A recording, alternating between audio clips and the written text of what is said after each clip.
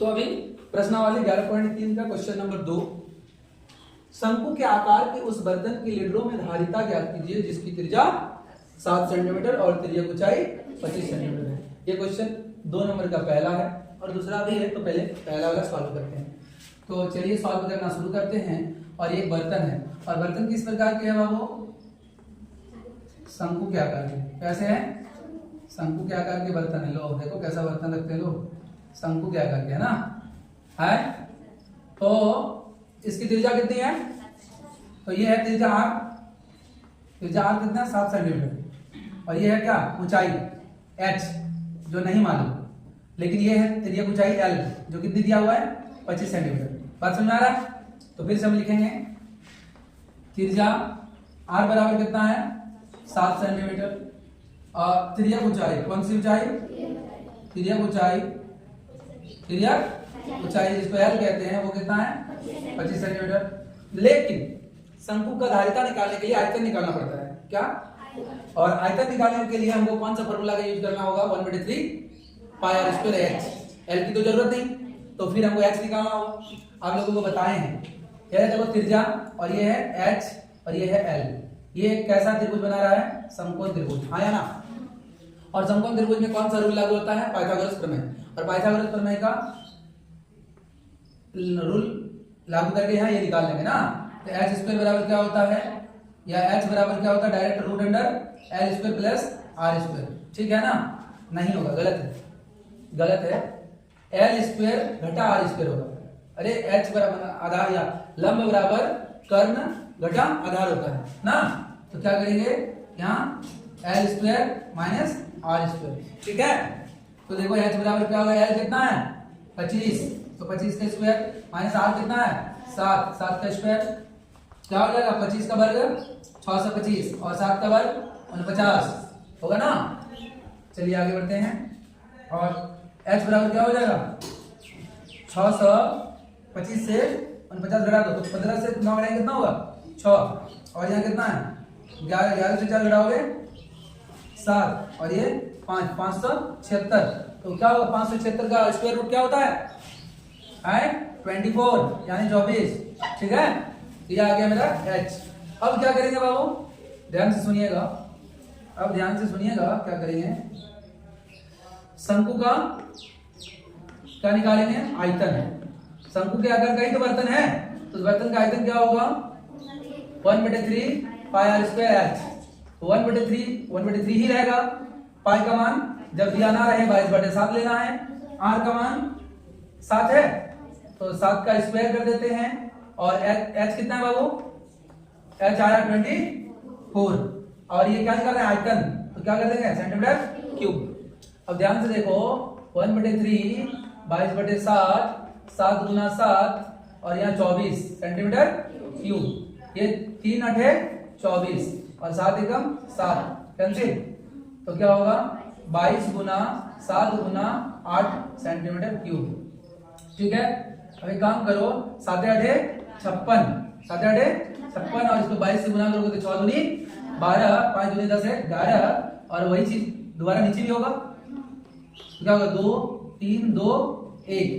ये कितना आ गया? 1232 सेंटीमीटर क्यूब। ये तो सर आया आयतन। क्या? सेंटीमीटर में आयतन आया, लेकिन आयतन नहीं निकालने बोला है। क्या बोला है? लीटरों में धारिता। क्या? लीटरों में धारिता मतलब कितना लीटर उसमें लिक्विड आएगा।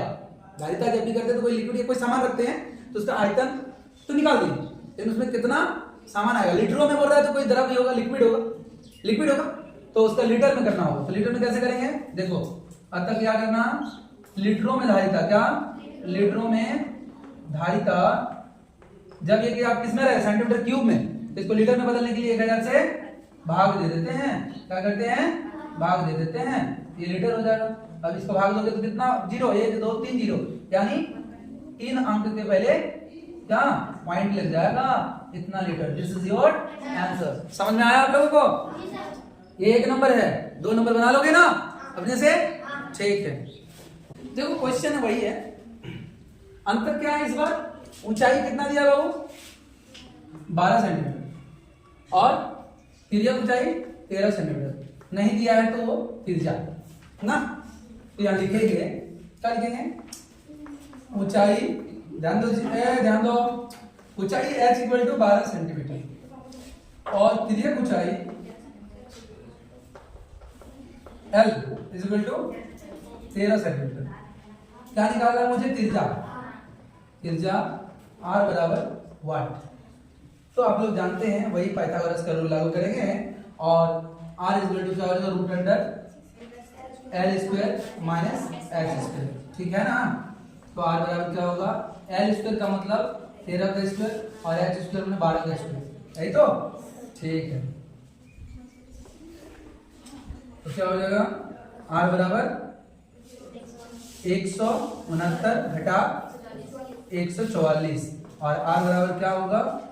169 से 144 घटाएंगे 25 बचेगा और r बराबर 5 होगा, तो 5 सेंटीमीटर होगा, ठीक।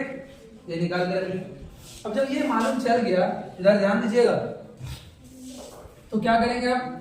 शंकु के जैसे बर्तन का क्या आयतन ना, तो शंकु का आयतन लिख देते हैं डायरेक्ट। क्या हो जाएगा बाबू? शंकु का आयतन हो जाएगा 1/3 पाई r स्क्वायर h।